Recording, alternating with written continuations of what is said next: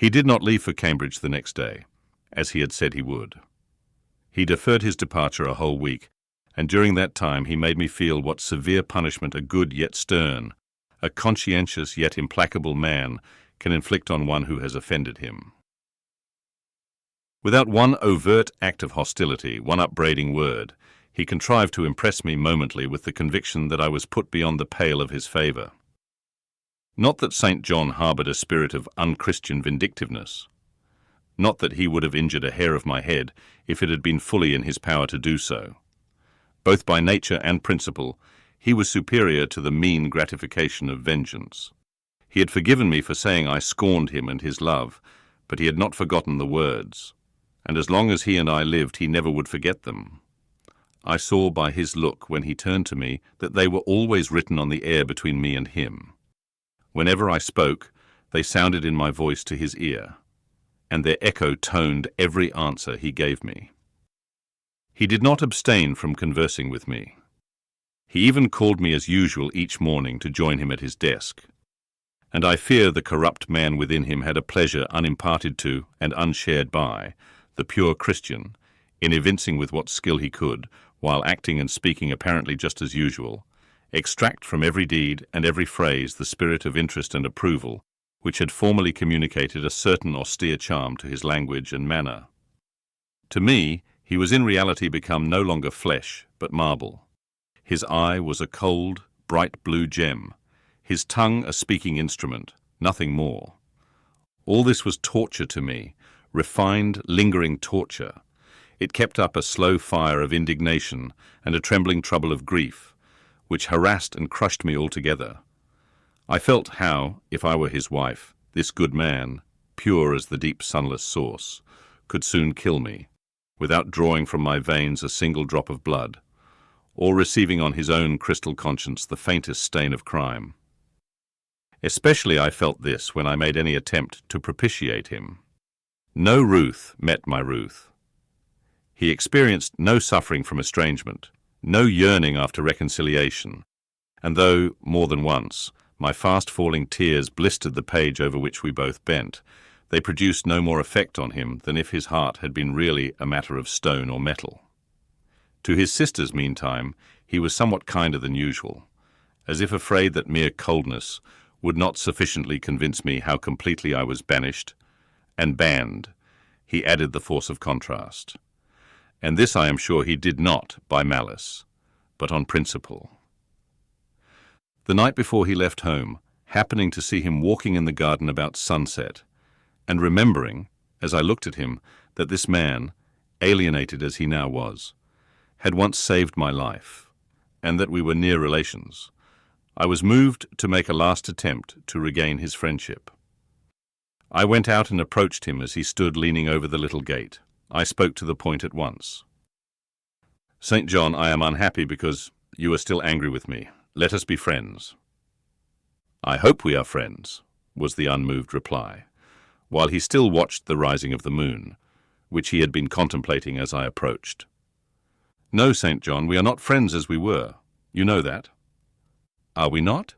That is wrong. For my part, I wish you no ill and all good." "I believe you, St. John, for I am sure you are incapable of wishing anyone ill. But as I am your kinswoman, I should desire somewhat more of affection than that sort of general philanthropy you extend to mere strangers." "Of course," he said, "your wish is reasonable, and I am far from regarding you as a stranger." This, spoken in a cool, tranquil tone, was mortifying and baffling enough. Had I attended to the suggestions of pride and ire, I should immediately have left him, but something worked within me more strongly than those feelings could. I deeply venerated my cousin's talent and principle. His friendship was of value to me. To lose it tried me severely. I would not so soon relinquish the attempt to reconquer it. "Must we part in this way, St. John? And when you go to India, will you leave me so, without a kinder word than you have yet spoken?" He now turned quite from the moon and faced me. "When I go to India, Jane, will I leave you? What, do you not go to India?" "You said I could not, unless I married you." "And you will not marry me? You adhere to that resolution?" Reader, do you know, as I do, what terror those cold people can put into the ice of their questions? How much of the fall of the avalanche is in their anger, of the breaking up of the frozen sea in their displeasure? No, St. John, I will not marry you. I adhere to my resolution. The avalanche had shaken and slid a little forward, but it did not yet crash down. Once more, why this refusal? He asked. Formerly, I answered, because you did not love me. Now, I reply, because you almost hate me. If I were to marry you, you would kill me. You are killing me now. His lips and cheeks turned white, quite white. I should kill you. I am killing you. Your words are such as ought not to be used, violent, unfeminine, and untrue. They betray an unfortunate state of mind. They merit severe reproof. They would seem inexcusable, but that it is the duty of man to forgive his fellow even until 77 times. I had finished the business now. While earnestly wishing to erase from his mind the trace of my former offence, I had stamped on that tenacious surface another and far deeper impression. I had burnt it in. Now you will indeed hate me, I said. It is useless to attempt to conciliate you. I see I have made an eternal enemy of you. A fresh wrong did these words inflict, the worse because they touched on the truth. That bloodless lip quivered to a temporary spasm. I knew the steely ire I had whetted. I was heart-wrung. You utterly misinterpret my words, I said, at once seizing his hand. I have no intention to grieve or pain you. Indeed, I have not. Most bitterly he smiled.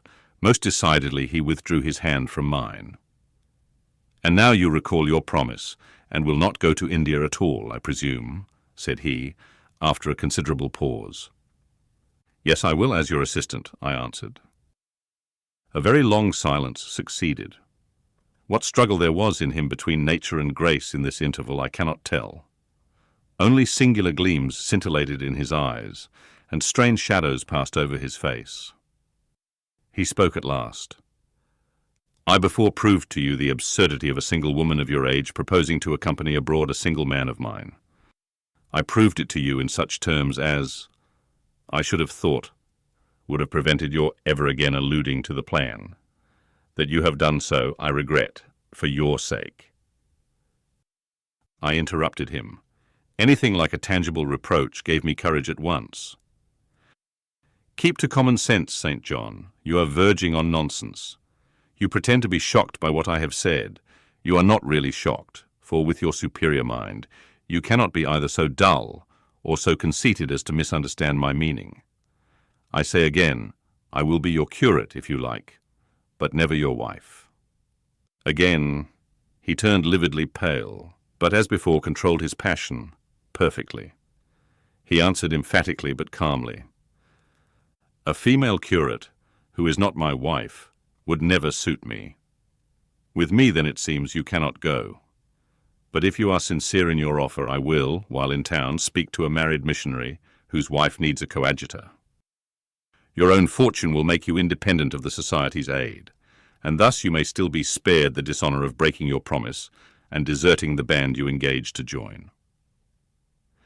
Now I never had, as the reader knows, either given any formal promise or entered into any engagement, and this language was all much too hard and much too despotic for the occasion. I replied, There is no dishonour, no breach of promise, no desertion in the case. I am not under the slightest obligation to go to India, especially with strangers. With you I would have ventured much, because I admire, confide in, and, as a sister, I love you. But I am convinced that, go when and with whom I would, I should not live long in that climate. Ah, you are afraid of yourself, he said, curling his lip. I am. God did not give me my life to throw away, and to do as you wish me would, I begin to think, be almost equivalent to committing suicide. Moreover, before I definitively resolve on quitting England, I will know for certain whether I cannot be of greater use by remaining in it than by leaving it. What do you mean? It would be fruitless to attempt to explain, but there is a point on which I have long endured painful doubt, and I can go nowhere till by some means that doubt is removed. I know where your heart turns, and to what it clings. The interest you cherish is lawless and unconsecrated. Long since you ought to have crushed it. Now you should blush to allude to it. You think of Mr. Rochester. It was true, I confessed it by silence. Are you going to seek Mr. Rochester? I must find out what is become of him. It remains for me, then, he said, to remember you in my prayers, and to entreat God for you in all earnestness, that you may not indeed become a castaway. I had thought I recognized in you one of the chosen. But God sees not as man sees. His will be done. He opened the gate, passed through it, and strayed away down the glen. He was soon out of sight. On re-entering the parlour, I found Diana standing at the window, looking very thoughtful. Diana was a great deal taller than I. She put her hand on my shoulder, and stooping, examined my face. "Jane," she said, "you're always agitated and pale now. I am sure there is something the matter. Tell me what business St. John and you have on hands. I have watched you this half hour from the window.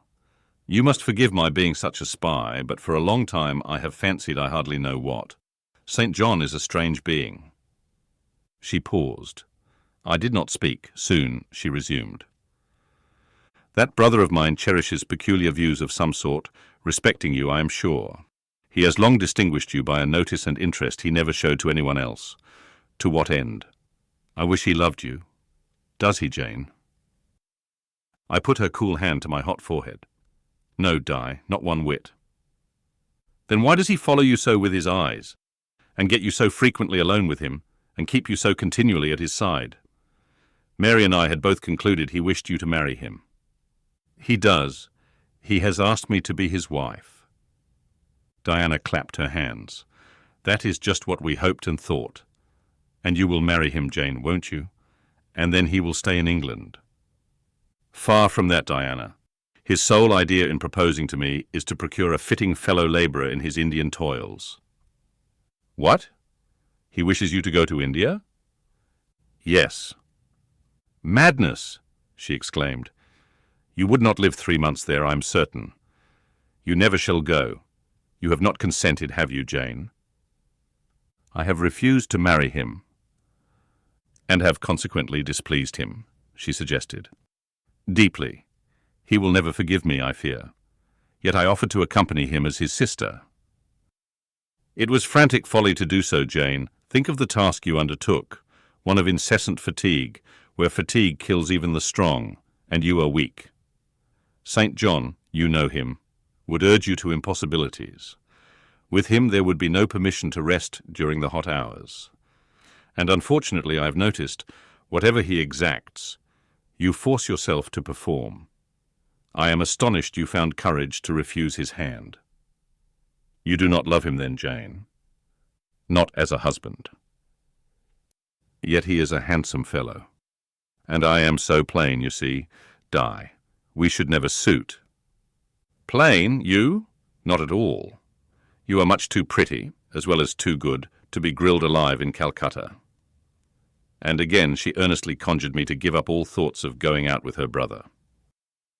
"I must indeed," I said, "for when just now I repeated the offer of serving him for a deacon, he expressed himself shocked at my want of decency. He seemed to think I had committed an impropriety in proposing to accompany him unmarried, as if I had not from the first hoped to find in him a brother, and habitually regarded him as such." "What makes you say he does not love you, Jane?" "You should hear himself on the subject. He has again and again explained that it is not himself, but his office he wishes to mate. He has told me I am formed for labour, not for love, which is true, no doubt. But in my opinion, if I am not formed for love, it follows that I am not formed for marriage. Would it not be strange, Di, to be chained for life to a man who regarded one but as a useful tool? Insupportable, unnatural, out of the question. And then, I continued, though I have only sisterly affection for him now, yet, if forced to be his wife, I can imagine the possibility of conceiving an inevitable, strange, torturing kind of love for him, because he is so talented. and there is often a certain heroic grandeur in his look, manner, and conversation. In that case, my lot would become unspeakably wretched. He would not want me to love him, and if I showed the feeling, he would make me sensible that it was a superfluity, unrequired by him, unbecoming in me. I know he would. "And yet St. John is a good man," said Diana. "He is a good and a great man, but he forgets pitilessly the feelings and claims of little people in pursuing his own large views. It is better, therefore, for the insignificant to keep out of his way, lest, in his progress, he should trample them down. Here he comes. I will leave you, Diana." And I hastened upstairs as I saw him entering the garden. But I was forced to meet him again at supper. During that meal he appeared just as composed as usual. I had thought he would hardly speak to me, and I was certain he had given up the pursuit of his matrimonial scheme. The sequel showed I was mistaken on both points. He addressed me precisely in his ordinary manner, or what had, of late, been his ordinary manner, one scrupulously polite. No doubt he had invoked the help of the Holy Spirit to subdue the anger I had roused in him, and now believed he had forgiven me once more. For the evening reading before prayers, he selected the 21st chapter of Revelation. It was at all times pleasant to listen, while from his lips fell the words of the Bible. Never did his fine voice sound at once so sweet and full. Never did his manner become so impressive in its noble simplicity, as when he delivered the oracles of God, and tonight that voice took a more solemn tone, that manner a more thrilling meaning, as he sat in the midst of his household circle, the May moon, shining in through the uncurtained window, and rendering almost unnecessary the light of the candle on the table. As he sat there, bending over the great old Bible, and described from its page the vision of the new heaven and the new earth, told how God would come to dwell with men, how he would wipe away all tears from their eyes, and promised that there should be no more death, neither sorrow nor crying, nor any more pain, because the former things were passed away. The succeeding words thrilled me strangely as he spoke them, especially as I felt, by the slight indescribable alteration in sound, that in uttering them his eye had turned on me. "He that overcometh shall inherit all things, and I will be his God, and he shall be my son." But, was slowly, distinctly read, "the fearful, the unbelieving, etc., shall have their part in the lake which burneth with fire and brimstone, which is the second death." Henceforward, I knew what fate St. John feared for me. A calm, subdued triumph, blent with a longing earnestness, marked his enunciation of the last glorious verses of that chapter. The reader believed his name was already written in the Lamb's book of life, and he yearned after the hour which should admit him to the city to which the kings of the earth bring their glory and honor, which has no need of sun or moon to shine in it, because the glory of God lightens it, and the Lamb is the light thereof. In the prayer following the chapter, all his energy gathered, all his stern zeal woke. He was in deep earnest, wrestling with God, and resolved on a conquest. He supplicated strength for the weak-hearted, guidance for wanderers from the fold, a return, even at the 11th hour, for those whom the temptations of the world and the flesh were luring from the narrow path. He asked, he urged, he claimed the boon of a brand snatched from the burning. Earnestness is ever deeply solemn. First, as I listened to that prayer, I wondered at his. Then, when it continued and rose, I was touched by it, and at last awed. He felt the greatness and goodness of his purpose so sincerely. Others who heard him plead for it could not but feel it too. The prayer over, we took leave of him. He was to go at a very early hour in the morning. Diana and Mary, having kissed him, left the room, in compliance, I think, with a whispered hint from him. I tendered my hand and wished him a pleasant journey. "Thank you, Jane. As I said, I shall return from Cambridge in a fortnight. That space, then, is yet left you for reflection. If I listened to human pride, I should say no more to you of marriage with me. But I listen to my duty, and keep steadily in view my first aim, to do all things to the glory of God. My Master was long-suffering, so will I be. I cannot give you up to perdition as a vessel of wrath. Repent. Resolve, while there is yet time.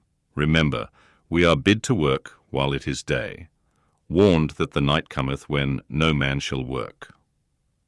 Remember the fate of Dives, who had his good things in this life. God give you strength to choose that better part, which shall not be taken from you. He laid his hand on my head as he uttered the last words. He had spoken earnestly, mildly. His look was not indeed that of a lover beholding his mistress, but it was that of a pastor recalling his wandering sheep, or better, of a guardian angel watching the soul for which he is responsible. All men of talent, whether they be men of feeling or not, whether they be zealots or aspirants or despots, provided only they be sincere, have their sublime moments when they subdue and rule. I felt veneration for St. John, veneration so strong that its impetus thrust me at once to the point I had so long shunned. I was tempted to cease struggling with him, to rush down the torrent of his will into the gulf of his existence, and there lose my own. I was almost as hard beset by him now as I had been once before, in a different way, by another. I was a fool both times. To have yielded then would have been an error of principle. To have yielded now would have been an error of judgment. So I think at this hour, when I look back to the crisis through the quiet medium of time, I was unconscious of folly at the instant. I stood motionless under my Hierophant's touch. My refusals were forgotten, my fears overcome, my wrestlings paralyzed. The impossible, i.e., my marriage with St. John, was fast becoming the possible. All was changing utterly with a sudden sweep. Religion called, angels beckoned, God commanded, life rolled together like a scroll. Death's gates opening showed eternity beyond. It seemed that for safety and bliss there, all here might be sacrificed in a second. The dim room was full of visions. "Could you decide now?" asked the missionary. The inquiry was put in gentle tones. He drew me to him as gently. Oh, that gentleness! How far more potent is it than force? I could resist St. John's wrath. I grew pliant as a reed under his kindness. Yet I knew all the time, if I yielded now, I should not the less be made to repent, some day, of my former rebellion. His nature was not changed by 1 hour of solemn prayer. It was only elevated. "I could decide if I were but certain," I answered. "Were I but convinced that it is God's will I should marry you, I could vow to marry you here and now, come afterwards what would." "My prayers are heard," ejaculated St. John. He pressed his hand firmer on my head as if he claimed me. He surrounded me with his arm almost as if he loved me. I say almost, I knew the difference, for I had felt what it was to be loved. But like him, I had now put love out of the question and thought only of duty. I contended with my inward dimness of vision, before which clouds yet rolled. I sincerely, deeply, fervently longed to do what was right, and only that. Show me the path," I entreated of heaven. I was excited more than I had ever been, and whether what followed was the effect of excitement, the reader shall judge. All the house was still, for I believe all, except St. John and myself, were now retired to rest. The one candle was dying out. The room was full of moonlight. My heart beat fast and thick. I heard its throb. Suddenly it stood still to an inexpressible feeling that thrilled it through and passed at once to my head and extremities. The feeling was not like an electric shock, but it was quite as sharp, as strange, as startling. It acted on my senses as if their utmost activity hitherto had been but torpor, from which they were now summoned and forced to wake. They rose expectant. Eye and ear waited while the flesh quivered on my bones. "What have you heard? What do you see?" asked St. John. I saw nothing, but I heard a voice somewhere cry, "Jane! Jane! Jane!" Nothing more. "Oh God, what is it?" I gasped. I might have said, "Where is it?" For it did not seem in the room, nor in the house, nor in the garden. It did not come out of the air, nor from under the earth, nor from overhead. I had heard it, where or whence, forever impossible to know. And it was the voice of a human being, a known, loved, well-remembered voice, that of Edward Fairfax, Rochester, and it spoke in pain and woe, wildly, eerily, urgently. "I am coming," I cried. "Wait for me. Oh, I will come." I flew to the door and looked into the passage. It was dark. I ran out into the garden. It was void. "Where are you?" I exclaimed. The hills beyond Marsh Glen sent the answer faintly back. "Where are you?" I listened. The wind sighed low in the firs. All was moorland loneliness and midnight hush. "Down superstition," I commented, as that spectre rose up black by the black yew at the gate. "This is not thy deception, nor thy witchcraft. It is the work of nature." She was roused, and did no miracle, but her best. I broke from St. John, who had followed and would have detained me. It was my time to assume ascendancy. My powers were in play and in force. I told him to forbear question or remark. I desired him to leave me. I must and would be alone. He obeyed at once. Where there is energy to command well enough, obedience never fails. I mounted to my chamber, locked myself in, fell on my knees, and prayed in my way. A different way to St. John's, but effective in its own fashion. I seemed to penetrate very near a mighty spirit, and my soul rushed out in gratitude at his feet. I rose from the thanksgiving, took a resolve, and lay down, unscared, enlightened, eager, but for the daylight.